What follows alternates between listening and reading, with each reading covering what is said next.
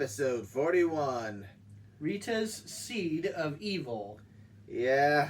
The first post-Doomsday episode of Power Rangers. But not Jutsu yet. This was more stock footage, I guess, but they kind of one they skipped. But didn't skip, I guess. And it's weird, because obviously this is kind of going back to the old style formula. But if I had to make an equivalent to what this episode is, it's very Cleanup Club.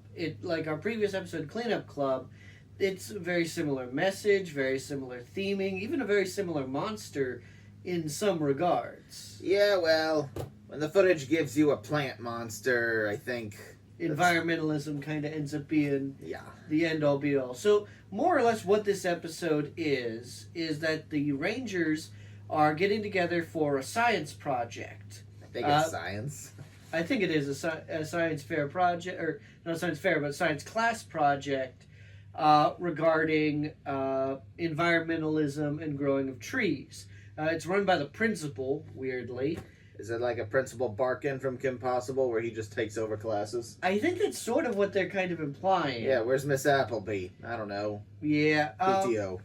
But in this particular episode, they go into the park and go to plant their trees. Bulk and Skull naturally try to steal credit for their work. Yeah. But in the process, Squat brings in Rita's Seed of Evil to grow the octoplant. Yep, Squat got to do something. He was so excited, he thought maybe Rita would buy him that glow-in-the-dark toothpaste he wanted. Which, honestly, we spend a good majority of time talking about the possibility of how bad that would be. Glow-in-the-dark mouth. Hey, that'd be amazing at a rave. And I'm impressed they brushed their teeth. Fair enough. Yeah, Bulk and Skull at first tried to cheat with plastic plants they bought. That didn't work. Then they tried to steal the Rangers' plants. Not really sure what their plan was. Bulk said they're going to take their plants and move them somewhere else so they'll get a good grade. I think the idea was that everybody got a particular plot of land where they would grow their tree. Yeah. And if they stole the Rangers' plants and moved it onto their plot, it would look like they had grown those plants. Billy's got special fertilizer. And they plant 5 trees right next to each other. Which would ultimately compete with each other and kill each other over time. They've spent a lot of the episode talking about the clean air trees provide. Which, forgetting, of course, that for trees to provide that level of clean air, it can take decades for a tree to get to that level. Trees take a long time, which is why the planting trees to solve deforestation is... Again, it's another one of those things, just like Cleanup Club, where it's that 90s mindset towards environmentalism, where if you just take one action, you can save the day, as opposed to the realities, which are long-standing systemic reforms are necessary and also, for environmentalism. And also they planted them in a park. Wouldn't you need to, go back and monitor it? Make sure it didn't get stepped on? Kinda, yeah. There's a lot that would go into that. Now, naturally, I imagine the school would have probably, if this is for a science project, they would have made some agreement with the park authorities or whatnot. Yeah, when I was in high school, I did do volunteer work similar to this. We planted seeds, I think, for flowers. It was not for a grade, though. That was after-hours volunteer work. Yeah, when I was in Boy Scouts, a lot of Eagle Scout projects would do things like this. And there was a lot of paperwork that went into negotiating, getting permits, getting permission from whoever had the land or whatever you were doing your volunteer project on. So this kind of thing, there's a lot that goes into it. Just going out and planting a tree, theoretically you can do that, but you're leaving a whole lot up to chance, where getting up to having some form of authority figure helping you out is going to lead to a more long-term effective project. There was one element of this episode that I did think worked out rather well. I liked the design of the monster, the octoplant. it's a really well-designed monster. Yeah, even though it doesn't get much screen time. The build-up is a lot better than the actual fight itself, I will say. Yeah, Rita's plan. They're gonna grow the Octo Monster who will use tentacles to destroy the Earth. Kind of weird that she wants to conquer the Earth, but now she just seems to want to destroy it. Or maybe it's at that point where, Well, if she gets one, then great. If she gets the other, also great. well, as Kimberly put it, Rita's throwing a temper tantrum, so maybe she's just fed up from losing. Could be that, especially since this is the first episode past Doomsday, which was her closest to actually winning. Well, either that or Green with Evil. Or Green with Evil, yeah. One of the two, who can say? Yeah, well, as far as it goes, there's a lot of putty fights in this episode, and also some new songs from the soundtrack. They actually spend a great deal of time out of their ranger forms. A lot more. And you mentioned that the bucket scene is one of Billy's more famous scenes. Yeah, the putty fight. It's one I've seen a lot used in like montages and mentioned. And when they did that sort of fake documentary filming Power Rangers, Billy says he's trying to outsmart his opponents more than overpower them. They show the bucket scene. And also, hey, there's a lot of good scenes with the putties. The girls do this like handheld and spin kick, and Trini does the splits to dodge one. Which is, yeah.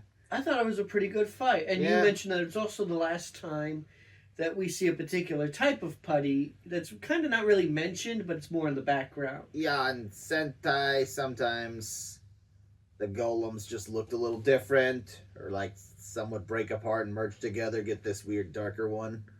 It was never like strong or anything. Actually, even with Ranger fights, there was actually a fair amount of original footage just mixed in. Which I didn't really notice. I did like the effects that they used for the vines. Because it's clearly like... It's clearly like pool noodles that they've just kind of been moving and wiggling around. Or like dragging along with a string.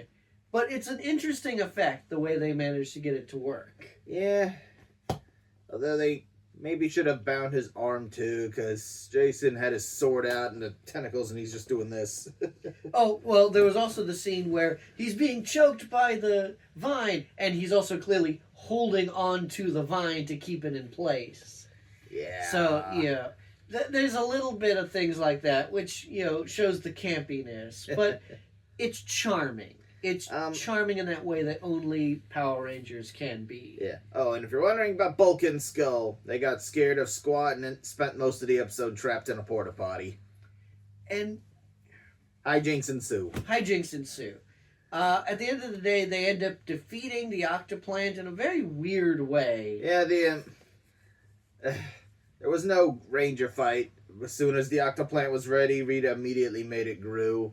But given the narrative they kind of gave around the Octoplant, that also kind of made sense. In Sentai, sometimes they wait till the monster goes boom to make him grow as a second chance. Sometimes it's not like that.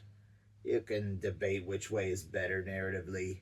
But Zyuranger, did not revive a destroyed monster. It was just they grew when Bandora decided to. Something that wasn't Sentai, not really shown here, was the Octoplant had a bit of a vanity thing. So, you were saying? Yeah, I think they were trying to show that, but they didn't have enough time in the story to actually point that out. So, essentially, they get the Mega Sword. Which is the power sword that they accidentally called the Mega Sword. Yeah, and then, they just kind of do a little... They get the monster to basically be distracted by its reflection in a shiny building. They didn't do that on purpose. It was a total cheap shot. Total cheap shot. Yep. But it feels like that was supposed to be narratively like, oh, hey, we've done this, so now we can do a cool, strategy moment. It's more like, oh, well, oops. Like, it just got distracted. Yep, now's our chance. And then finishing blow while its back's turned. Yeah, and I mean, at the end of the episode, you've defeated the monster. Rita does her, oh no. They get graded on their science project. Bulk and Skull come in. The principal is way overly impressed by their saplings, and You grew 5 trees. yes, and all the other classmates are just sitting there quietly, like, "Hey, we did stuff too. I don't know. What do you do when your teacher plays favorites?